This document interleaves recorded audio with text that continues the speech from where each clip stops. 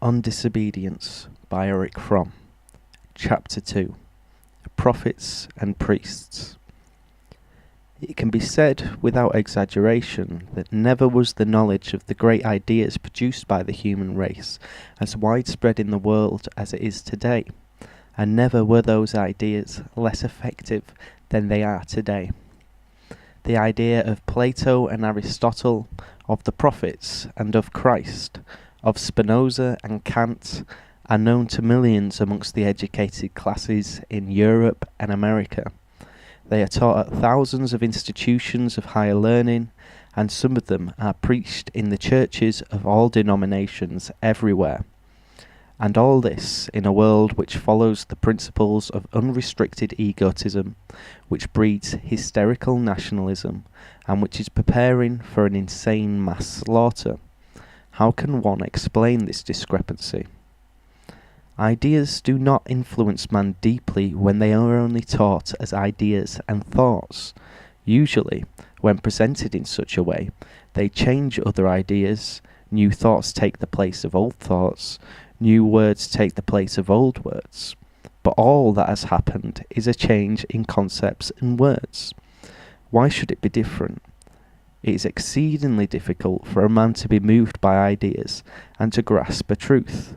In order to do that, he needs to overcome deep-seated resistances of inertia, fear of being wrong, or of straying away from the herd. Just to become acquainted with other ideas is not enough, even though these ideas in themselves are right and potent. But ideas do have an effect on man if the idea is lived by the one who teaches it, if it is personified by the teacher, if it appears in the flesh. If a man expresses the idea of humility and is humble, then those who listen to him will understand what humility is. They will not only understand, but they will believe that he is talking about a reality, and not just voicing words. The same holds true for all ideas which a man, a philosopher, or a religious teacher may try to convey. Those who announce ideas, and not necessarily new ones, and at the same time live them, we may call prophets. The Old Testament's prophets did precisely that.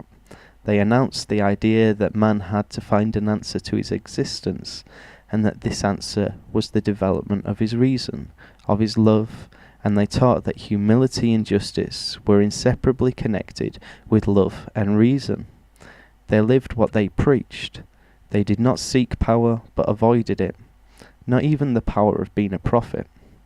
They were not impressed by might, and they spoke the truth, even if this led them to imprisonment, ostracism, or death. They were not men who set themselves apart and waited to see what happened. They responded to their fellow man because they felt responsible. What happened to others happened to them. Humanity was not outside, but within them. Precisely because they saw the truth, they felt the responsibility to tell it. They did not threaten, but they showed the alternatives with which man was confronted. It is not that a prophet wishes to be a prophet. In fact, only the false ones have the ambition to become prophets. His becoming a prophet is simple enough, because the alternatives which he sees are simple enough. The prophet Amos expressed this idea very succinctly. The lion has roared, who will be afraid?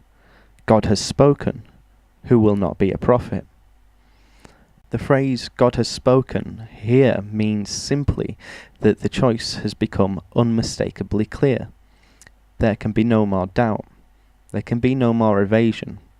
Hence, the man who feels responsible has no choice but to become a prophet, whether he has been herding sheep, tending his vineyards, or developing and teaching ideas. It is the function of the prophet to show reality, to show alternatives, and to protest. It is his function to call loudly, to awake man from his customary half-slumber. It is the historical situation which makes prophets, not the wish of some men to become prophets. Many nations have had their prophets.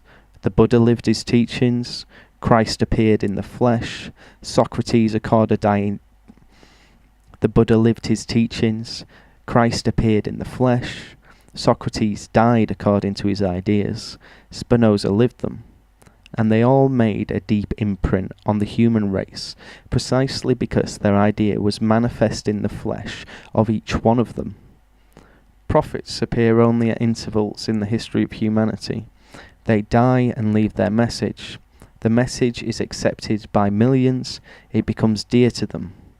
This is precisely the reason why the idea becomes exploitable for others who can make use of the attachment of the people to these ideas for their own purposes, those of ruling and controlling. Let us call the men who make use of the idea the prophets have announced the priests. The prophets live their ideas. The priests administer them to the people who are attached to the idea. The idea has lost its vitality. It has become a formula.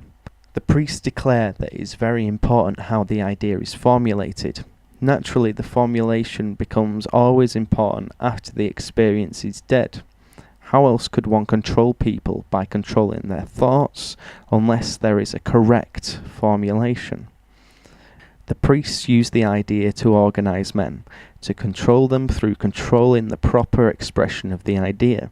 And when they have anesthetized man enough, they declare that man is not capable of being awake and of directing his own life, and that they, the priests, act out of duty, or even compassion, when they fulfill the function of directing men who, if left to themselves, are afraid of freedom. It is true not all priests have acted that way, but most of them have, especially those who wielded power. There are priests not only in religion, there are priests in philosophy and priests in politics. Every philosophical school has its priests. Often they are very learned. It is their business to administer the idea of the original thinker, to impart it, to interpret it, to make it into a museum object, and thus to guard it. Then there are the political priests. We have seen enough of them in the last 150 years. They have administered the idea of freedom to protect the economic interests of their social class. In the 20th century, the priests have taken over the administration of the ideas of socialism.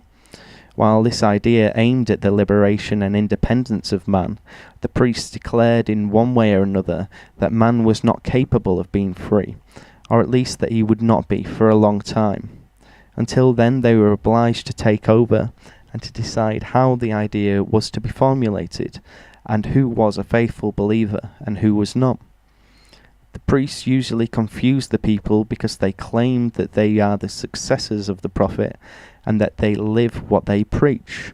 Yet, while a child could see that they live precisely the opposite of what they teach, the great mass of people are brainwashed effectively and eventually come to believe that if the priests live in splendor, they do so as sacrifice, because they have to represent the great idea. Or if they kill ruthlessly, they only do so out of revolutionary faith. No historical situation could be more conducive to the emergence of prophets than ours. The existence of the entire human race is threatened by the madness of preparing nuclear war. Stone Age mentality and blindness have led to the point where the human race seems to be moving rapidly towards the tragic end of its history at the very moment when it is near to its greatest achievement. At this point, humanity needs prophets, even though it is doubtful whether their voices will prevail against that of the priests. Among the few in whom the idea has become manifest in the flesh, and whom the historical situation of mankind has transformed from teachers into prophets, is Bertrand Russell. He happens to be a great thinker, but that is not really essential to his being a prophet. He, together with Einstein and Schweitzer, represent the answer of Western humanity to the threat of its existence, because all three of them have spoken up, have warned, and have pointed out the alternatives. Schweitzer lived in the idea of Christianity by working in Lamborghini, Einstein lived the idea of reason and humanism by refusing to join the hysterical voices of nationalism of the German intelligentsia in 1914, and many times after that. Bertrand Russell for many decades expressed his ideas on rationality and humanism in his books, but in recent years he has gone out into the marketplace to show all men that when the laws of the country contradict the laws of humanity, a true man must choose the laws of humanity. Bertrand Russell has recognized that the idea, even if embodied in one person, gains social significance only if it is embodied in a group. When Abraham argued with God about Sodom's fate and challenged God's justice, he asked that Sodom be spared if there was only 10 just men, but not less. If there were less than 10, that is to say, if there were not even the smallest group in which the idea of justice had been embodied, even Abraham could not expect the city to be saved. Bertrand Russell tries to prove that they are the 10 who can save the city. That is why he has organised people, has marched with them, and has sat down with them and been carried off with them in police vans. While his voice is a voice in the wilderness, it is, nevertheless, not an isolated voice. It is the leader of a chorus. Whether it is the chorus of a Greek tragedy, or that of Beethoven's Ninth Symphony, only the history of the next few years will reveal. Among the ideas which Bertrand Russell embodies in his life, perhaps the first one to be mentioned is a man's right to duty and disobedience. Among the ideas which Bertrand Russell embodies in his life, perhaps the first one to be mentioned is a man's right and duty to disobedience. By disobedience, I do not refer to the disobedience of the rebel without a cause, who disobeys because he has no commitment to life except the one to say no. This kind of rebellious disobedience is as blind and impotent as its opposite, the conformist obedience, which is incapable of saying no. I am speaking of the man who can say no because he can affirm, who can disobey precisely because he can obey his conscience and the principles which he has chosen. I am speaking of the revolutionary, not the rebel.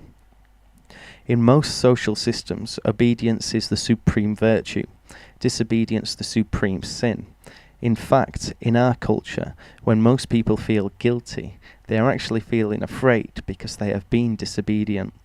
They are not really troubled by a moral issue, as they think they are, but by the fact of having disobeyed a command.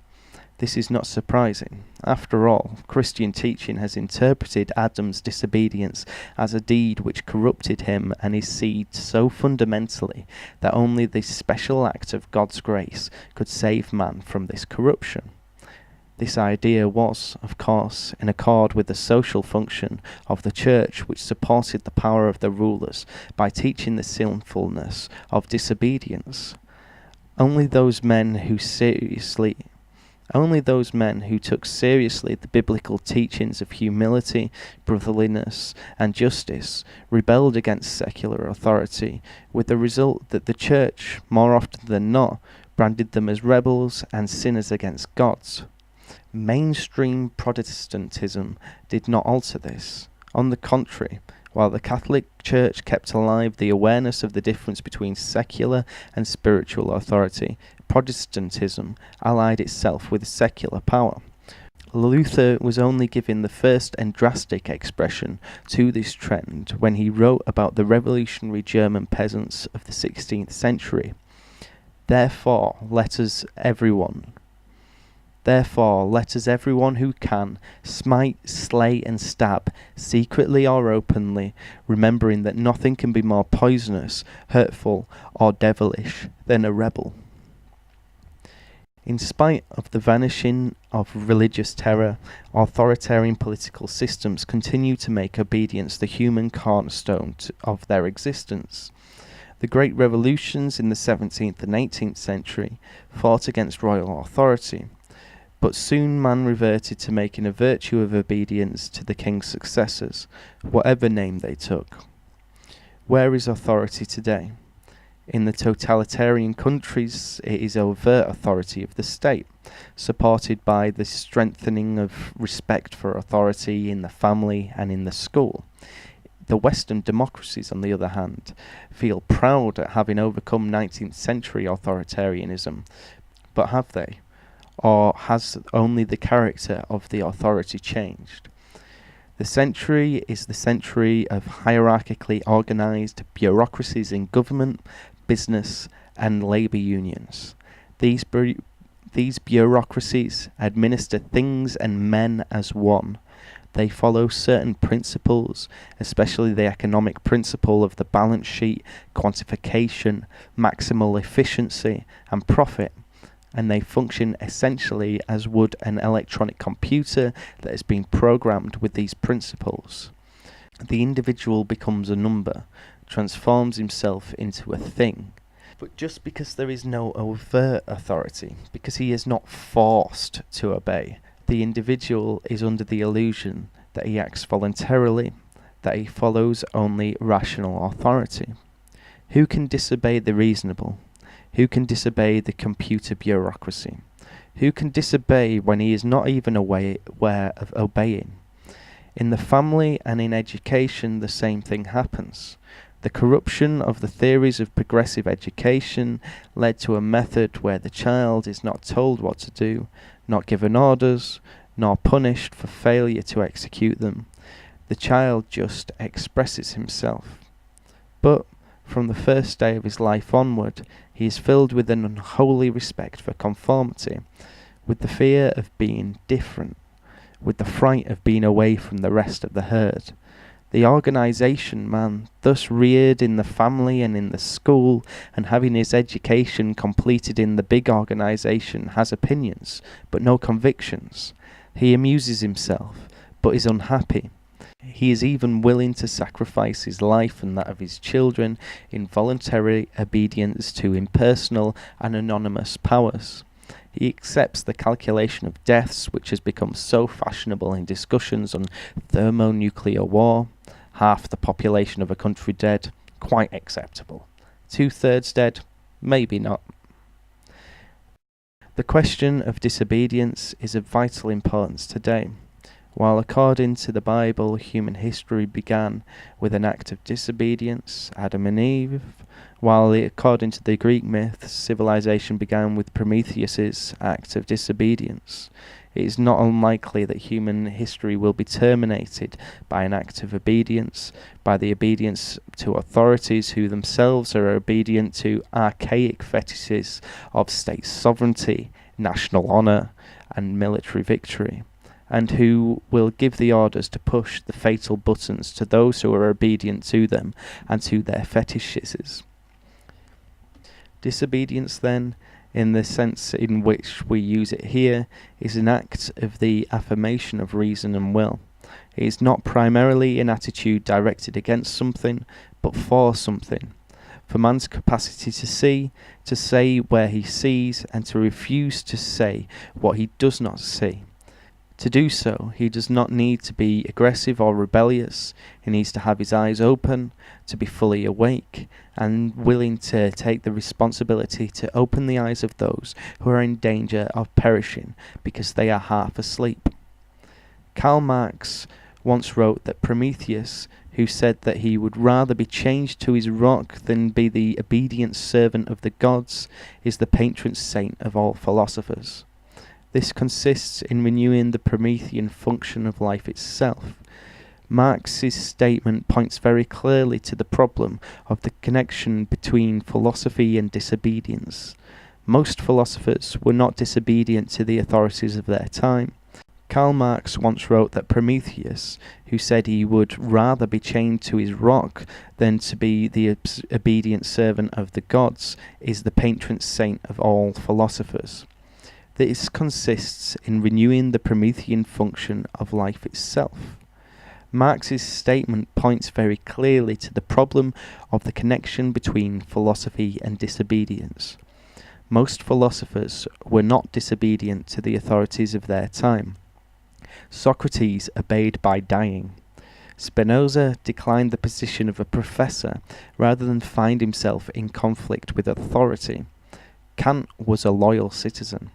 Hegel exchanged his youthful revolutionary sympathies for the glorification of the state in his later years. Yet in spite of this, Prometheus was their patron saint. It is true, they remained in their lecture halls and their studies, and did not go to the marketplace, and there were many reasons for this which I shall not discuss now. But as philosophers, they were disobedient to the authority of traditional thoughts and concepts, to the clichés which they believed and taught. They were bringing light to darkness. They were waking up those who were half asleep. They dared to know. The philosopher is disobedient to clichés and to public opinion because he is obedient to reason and to mankind. It is precisely because reason is universal and transcends all national barriers that the philosopher who follows reason is a citizen of the world. Man is his object, not this or that person, this or that nation. The world is his country, not the place where he was born. Nobody has expressed the revolutionary nature of thought more brilliantly than Bertrand Russell. In Principles of Social Reconstruction, he wrote, "Men fear thought more than they fear anything else on earth, more than ruin, more than even death. Thought is subversive and revolutionary, destructive and terrible. Thought is merciless to privilege, established institutions, and comfortable habits. Thought is archaic and lawless, indifferent to authority, careless of all the well-tried wisdom of the ages. Thought looks into the pit of hell and is not afraid. It sees man, a feeble speck, surrounded by unfathomable depths of silence, yet it bears itself proudly, as unmoved as it were Lord of the universe. Thought is great and swift and free, the light of the world and the chief glory of man. But if thought is to become the possession of many, not the privilege of the few, we must have done with fear. It is fear that holds men back, fear lest their cherished beliefs should prove delusions, fear lest their institutions by which they live should prove harmful, fear lest they themselves should prove less worthy of respect than they have supposed themselves to be. Should the working man think freely about property, then what will become of us rich? Should young men and young women think freely about sex, then what will become of morality? Should soldiers think freely about war, then what will become of military discipline? Away with thought, back into the shades of prejudice, lest property, morals, and war should be endangered. Better man should be stupid, slothful, and oppressive than their thoughts should be free. For if their thoughts were free, they might not think as we do, and at all costs this disaster must be averted. So the opponents of thought argue in the unconscious depths of their souls, and so they act in their churches, their schools, and their universities. Bertrand Russell's capacity to disobey is rooted not in some abstract principle, but in the most real experience there. Bertrand Russell's capacity to disobey is rooted not only in Bertrand Russell's capacity to disobey is rooted not in some abstract principle, but in the most real experience there is, in the love of life. This love of life shines through his writings as well as through the person. It is a rare quality today, and especially rare in the very countries where men live in the midst of plenty. Many confuse thrill with joy, excitement with interest, consuming with being. The necrophilia slogan, "Long live death," while consciously used only by the fascists, fills the hearts of many people living in the lands of plenty, although they are not aware of it themselves. It seems that in this fact lies one of the reasons which explain why the majority of people are resigned to accept nuclear war and the ensuing destruction of civilization, and take so few steps to prevent this catastrophe. Bertrand Russell, on the contrary, fights against the threatening slaughter, not because he is a pacifist or because of some abstract principle is involved. Bertrand Russell, on the contrary, fights against the threatening slaughter, not because he is a pacifist or because some abstract principle is involved, but precisely because he is a man who loves life. For the very same reason, he has no use for the voices which love to harp on the evilness of man, in fact thus saying more about themselves and their own gloomy moods than about men. Not that Bertrand Russell is a sentimental romantic. He is a hard-headed, critical, caustic realist. He is aware of the depths of evil and stupidity to be found in the heart of man, but he does not confuse this fact with the alleged innate corruption which serves to rationalize the outlook of those who are too gloomy to believe in man's gift to create a world in which he can feel himself to be at home. Except for those rare spirits, wrote Russell in Mystification and Logic, A Free Man's Worship, 1903, that are born without sin, there is a cavern of darkness to be traversed before that temple can be entered. The gate of the cavern is despair, and its floor is paved with the gravestones of abandoned hopes. There self must die. There the eagerness, the greed of untamed desire must be slain, for only so can the soul be free from the empire of fate. But out of the cavern, the gate of reunification leads to the daylight of wisdom, by whose radiance a new insight, a new joy, a new tenderness shine forth to gladden the pilgrim's heart. And later, in Philosophical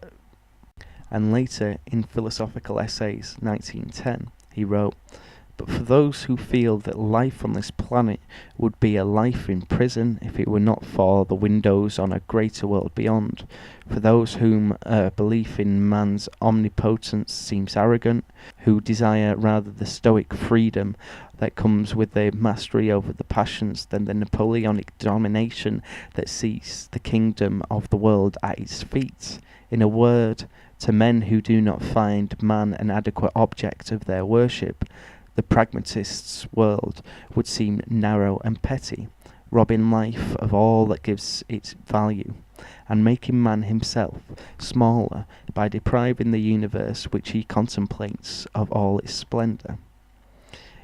His views on the alleged evilness of man, Russell expressed brilliantly in the Unpopular Essays, 1950.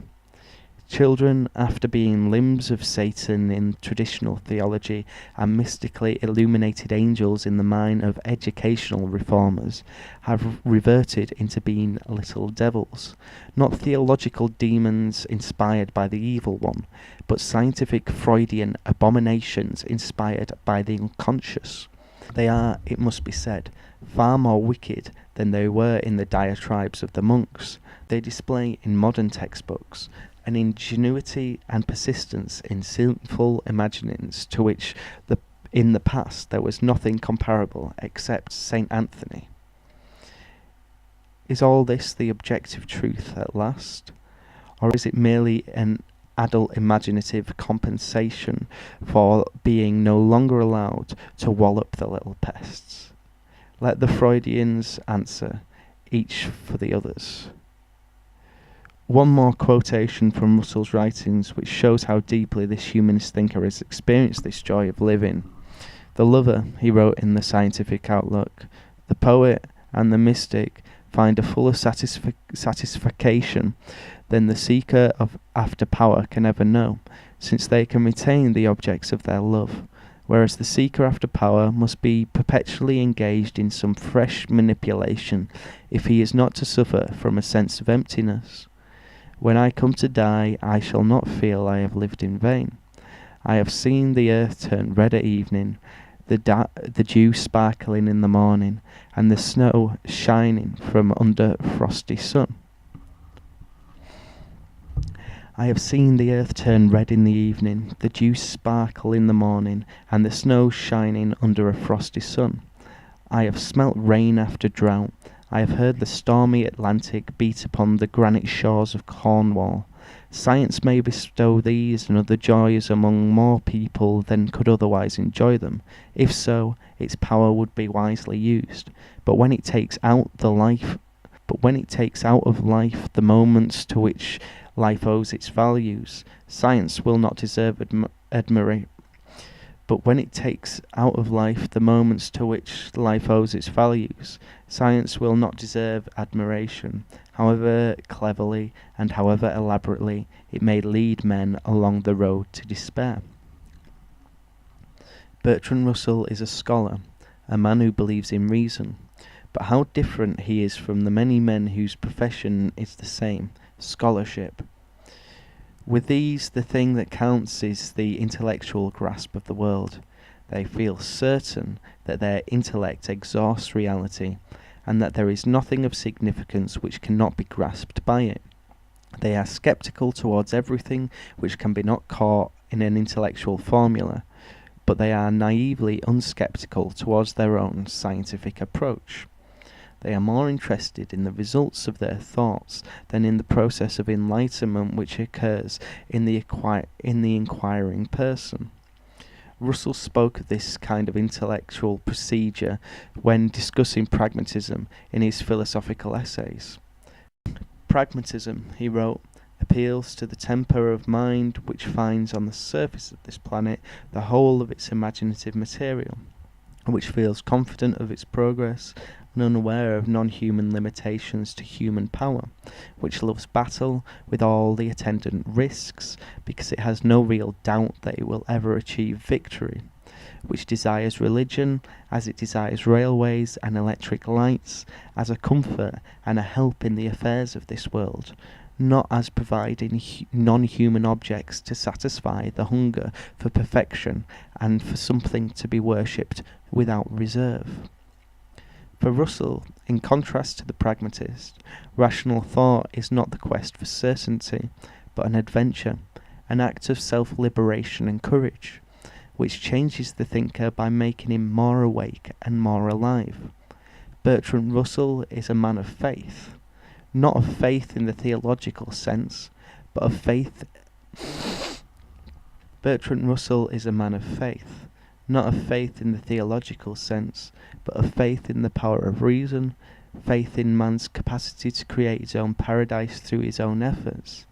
As geological time is reckoned, so he wrote in Man's Peril from the Hydrogen Bomb in 1954, man has so far existed only for a very short period, 1 million years at the most. What he has achieved, especially during the last 6,000 years, is something utterly new in the history of the cosmos, so far at least as we are acquainted with it. For countless ages, the sun rose and set, the moon waxed and waned, the stars shone in the night, and it was only with the coming of man that these things were understood. In the great world of astronomy and in the little world of the atom, man has unveiled secrets which might have been thought undiscoverable. In art and literature and religion, some men have shown a sublimity of feeling which makes the species worth preserving. Is all this to end in trivial horror because so few are able to think of man rather than think of this or that group of men? Is our race so destitute of wisdom, so incapable of impartial love, so blind even to the simplest dictates of self-preservation, that the last proof of its silly cleverness is to be the extermination of all life on our planet? For it will be not only men who will perish, but also the animals and plants, whom none can accuse of communism or anti-communism. I cannot believe that this is to be the end. I would have men forget their quarrels for a moment and reflect that, if they will allow themselves to survive, There is every reason to expect the triumphs of the future to exceed immeasurably the triumphs of the past. There lies before us, if we choose, continual progress in happiness, knowledge, and wisdom. Shall we instead choose death, because we cannot forget our quarrel? Shall we instead choose death, because we cannot forget our quarrels? I appeal as a human being to human beings. Remember your humanity, and forget the rest. If you can do so, the way lies open to a new paradise. If you cannot, nothing lies before you but your universal death. This faith is rooted in a quality without which neither the philosophy nor his fight against wars could be understood, his love for life. To many people, this may not mean much. They may believe that everybody loves life. Does he not cling to it when he is threatened? Does he not have a great deal of fun in life and plenty of thrilling excitement? In the first place, people do not cling to life when threatened. How else could one explain their passivity before the threat of nuclear slaughter? Furthermore, people confuse excitement with joy, thrill with love. They are without joy in the midst of plenty.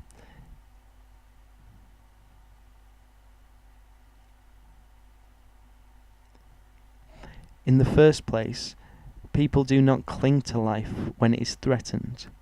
How else could one explain their passivity before the threat of nuclear slaughter? Furthermore, people confuse excitement with joy, thrill with love of life. They are without joy in the midst of plenty.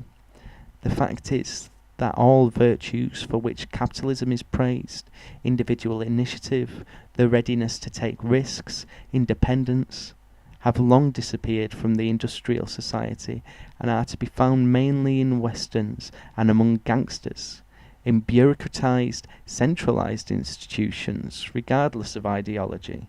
There is an increasing number of people who are fed up with life and willing to die in order to get over their boredom. They are the ones who say, better dead than red, but deep down their motto is, better dead than alive. As I mentioned earlier, the extreme form of such orientation was to be found amongst those fascists whose motto was, long live death. Nobody recognized this more clearly than did Miguel Unamuno when he spoke for the last time in his life at the University of Salamanca, where he was rector at the time of the beginning of the Spanish Civil War. The occasion was a speech by General Milan Estrella, whose favourite motto was "Long live death," and one of his followers shouted it from the back of the hall. When the general had finished his speech, Unamuno rose and said, Just now I have heard a necrophilious and senseless cry, long live death.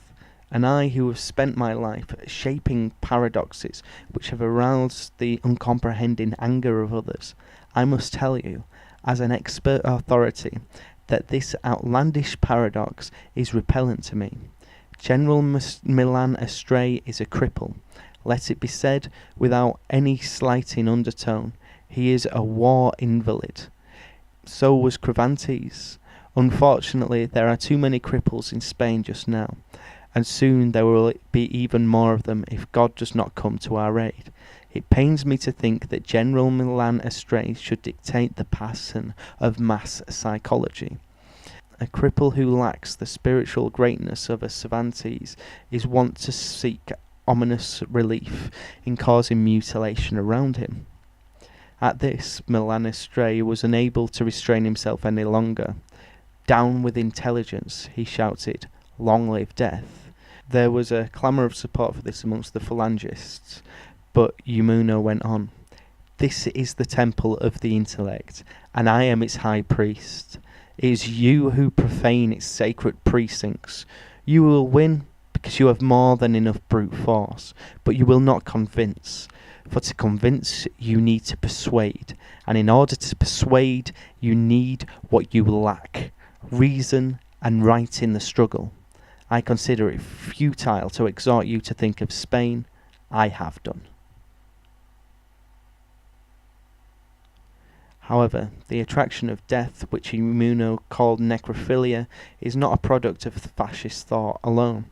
It is a phenomenon deeply rooted in a culture which is increasingly dominated by the bureaucratic organisations of the big corporations, governments and armies, and by the central role of man-made things, gadgets and machines. This bureaucratic industrialism tends to transform human beings into things. It tends to replace nature by technical devices, the organic by the inorganic. One of the earliest expressions of this love for destruction and for machines, and of the contempt for women, is to be found in the futuristic manifesto by Marinetti in 1909, one of the intellectual forerunners of Italian fascism. He wrote, "We declare that the world's splendour has been enriched by a new beauty, the beauty of speed. A racing motor car, its frame adorned with great pipes, like snakes with explosive breath. A roaring motor car, which looks as through running on a shrapnel, is more beautiful than the victory of Samothrace. We shall sing of the men at the steering wheel, whose ideal stem transfixes the earth, rushing over the circuit of her orbit. Why should we look behind us, when we have a break in the mysterious portals of the impossible? Time and space died yesterday. Already we live in the absolute, since we have already created speed, eternal and ever-present. We wish to glorify war, the only health-giver of the world, militarism, patriotism, the destructive arm of the anarchist, the beautiful ideas that kill, the contempt for women.